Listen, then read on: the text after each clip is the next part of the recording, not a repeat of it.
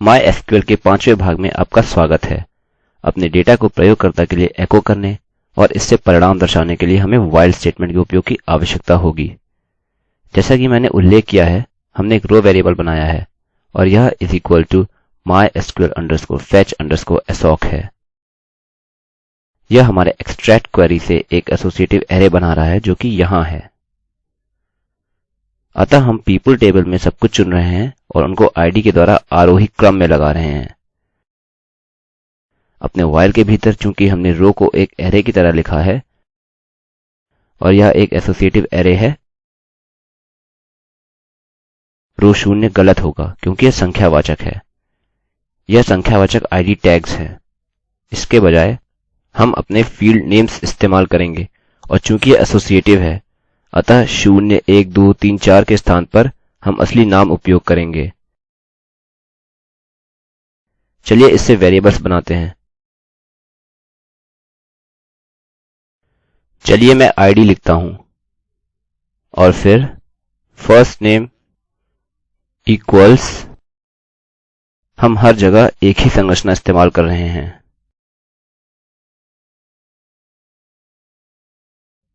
अतः इसको कॉपी और पेस्ट करना काफी सरल होगा। चलिए इसको इंडेंट करते हैं। अतः हमारे पास एक साथ 5 है, तो यह 5 है और इसलिए इसको थोड़ा बदल देते हैं। यह एक सुस्त काम है, किंतु इस प्रकार करने से काफी जल्दी कर सकते हैं। अच्छा, लास्ट नेम और हमारे पास डेट ऑफ बर्थ है, हमारे पास जेंडर भी है, हमारे पास सारे डेटा हैं। और अब हम कैसे इसका उपयोग करें। हमें एको कमांड इस्तेमाल करने की आवश्यकता है। संभवतः अभी इस समय इसके बीच में एक लूप है, अतः जो कुछ भी हम एको करते हैं वह फिर से दोहराएगा। हमारे पास प्रत्येक रिकॉर्ड है और वह सही भी हैं। हम इस कोड को दोहराएंगे। उदाहरणस्वरूप मैं यहाँ टेक्स्ट लिखता हूँ। अभी यहाँ पर 4 रिकॉर्ड हैं। इस पेज को रिफ्रेश करने के बाद आपको टेक्स्ट 4 बार एको हुआ दिखना चाहिए। 4 बार टाइप करने पर यह कोड का अंश यहाँ प्रत्येक लूप दर्शा रहा है। अतः उदाहरण के लिए हम ID या फर्स्ट नेम या कुछ और सम्मिलित कर सकते हैं जो हमने अपनी एसोसिएटिव अरै को प्रयोग करते हुए डेटाबेस से निकाला था। अब मैं लिखूंगा first name last name was born on DOB जन्मतिथि के लिए and is, और मैं जेंडर को यहाँ रखूँगा। अपने लाइन ब्रेक को ना भूलकर मैं अपने पेज को रिफ्रेश करूँगा। अतः हमारे पास डेटा का समूह है जो वेरिएबल के नामों की सहायता से संरचित किए हैं। हमने सही क्रम में दिया है और हमारे पास जो रिकॉर्ड हैं उन सब के लिए यह दोहराया भी गया है। अच्छा, हमने अपने टेबल के पूरे कंटेंट को इस एस्टेरिस्क के द्वारा घोषित स्टार का उपयोग करके दे दिया है, जहाँ यह हर सिंगल डेटा या प्रत्येक रिकॉर्ड को जमा करता है।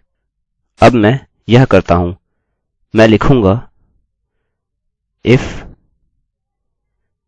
gender is double equals to F, तब gender is equal to female, इसकी सही वर्तनी। और चलिए अब हम लिखते हैं else gender is equal to male।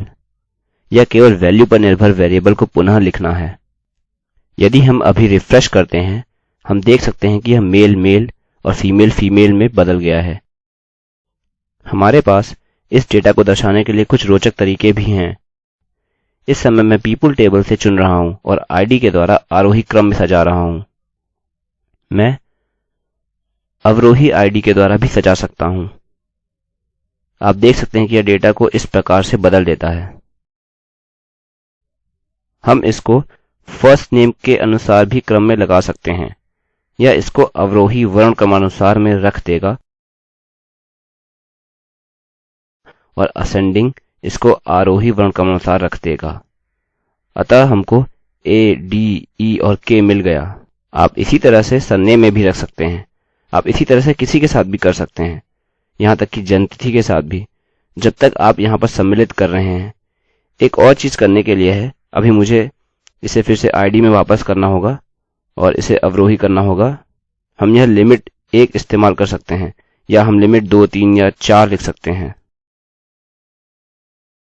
अभी मैं इस उद्देश्य के लिए लिमिट 1 करूँगा।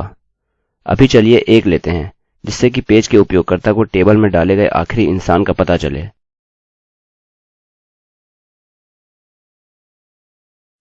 इसलिए मैं यहाँ एको लिखूँगा। Echo last person to be inserted into table was करें और मैं इसे इसी तरह छोड़ दूंगा और फिर एक लाइन ब्रेक जोड़ूंगा। मैं अभी फर्स्ट और लास्ट नेम एको करूंगा, ठीक है। अतः यहाँ हम देख सकते हैं कि काफी अस्त व्यवस्था है। Last person to be inserted, हाँ वाकई में यह कार्य कर रहा है। यह पहले से ही लिमिट कमांड में लिखा गया है। मैंने क्या किया है कि इसको आईडी के अवरोही क्रम में 1 द्वारा लिमिट कर दिया है। आईडी वृद्धि संबंधी है। मुझे सबसे ऊपर 4 मिला है और यदि हम इसे 1 से लिमिट करते हैं 4 ही केवल रिकॉर्ड होगा जो कि चुना गया है। इसलिए पिछले दर्शाए गए रिकॉर्ड के अनुसार टेबल का अंतिम व्यक्ति अपनी वैल्यू एको करेगा। यह व्हाइल केवल एक डेटा मान देगा। चूंकि हम यहाँ एक डेटा वैल्यू दे रहे हैं हम इससे भ्रमित हो गए हैं। यह यहाँ पर एक कमांड है, select star from people order by ID डेक्स दूसरी है और लिमिट 1 एक और है। हमने अल्पविराम या कुछ और का इस्तेमाल नहीं किया। यह बस इतना है कि हम अपनी क्वेरी के भीतर अपने कोड कैसे लिखें।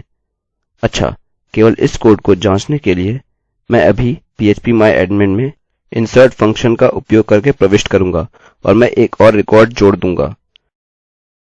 उदाहरणस्वरूप चलिए डेविड ग्रीन लिखते हैं और हमारी जन्मतिथि कुछ भी हो सकती है। यह वास्तव में महत्व नहीं रखता कि हम यहाँ क्या लिख रहे हैं। हम मेल लिखते हैं।